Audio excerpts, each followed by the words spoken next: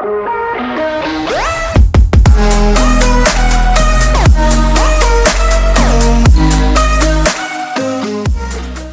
students, today we will be discussing a very important area of the research studies that is known as research gap and their types. So first of all, we will be looking into the basic definition of the research gap. That what is research gap? Research gap basically refers the area within the field of study where the information is lacking behind or the further investigations are needed. By identifying these gaps, which helps researchers directly to put their efforts towards the research questions that remain still unanswered or the areas that have been not explored yet. So, while identifying their further kind of the types, there are approximately 10 identified gaps which we have to discuss in today's video. The first one is the theoretical gap.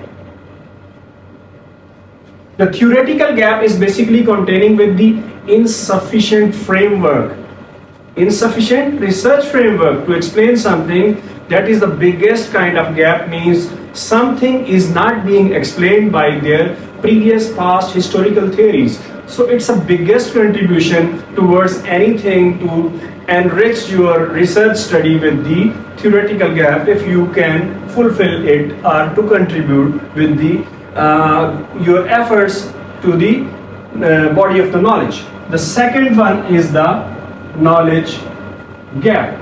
The knowledge gap is basically identifying about the lacking of the understanding about the specific area, means something is missing about the body of knowledge still to be explored, which is known as knowledge gap. The third one is the evidence gap.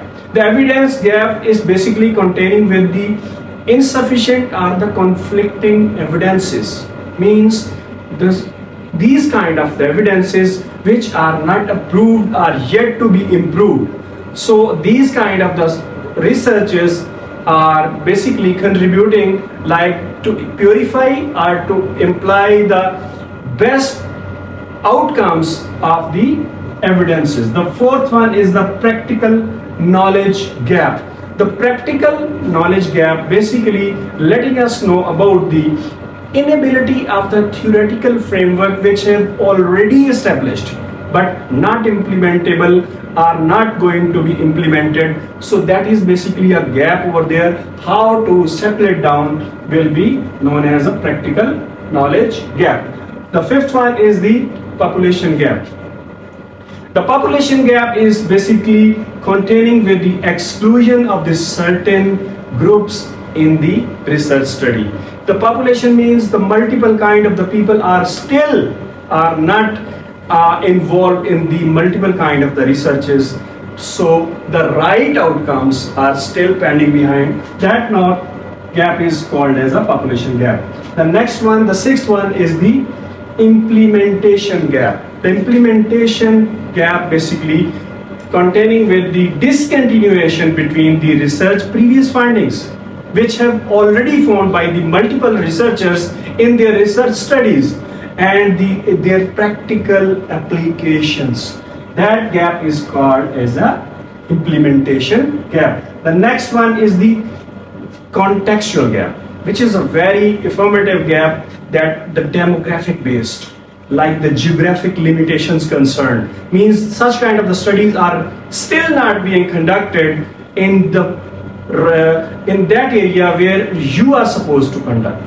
So the next one is the empirical gap, the lack of data, the insufficient data in the previous past historical studies where the particular subject is still lacking behind in the data. That is called as the empirical gap. And the second last one is the data gap. The data gap is basically containing with the insufficient data to address the research questions, because that kind of the data is still not qualifying the right findings which is to be inculcated for the right outcomes of the research or the study, that is still lacking behind. The ninth one is called as the data gap. The 10th one, the final one, which is known as the methodological gap. The insufficient or the outdated methods or the techniques are used in this particular gap, which are to be improved by your study, by your putting your efforts. That is called as a methodological gaps. So these were a few basic fundamental concerns with this kind of practical approach to find it out, the research gap. So the conclusion of this story is to fulfill the gaps, that is called your contribution in the research study.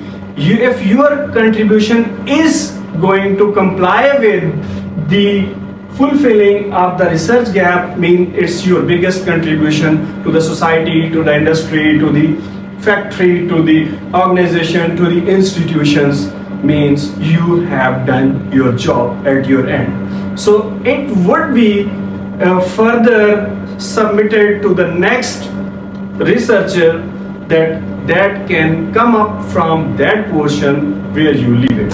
So thank you so much for your active listening. I'm so glad to hear your comments on my videos. Thank you so much. Have a nice day.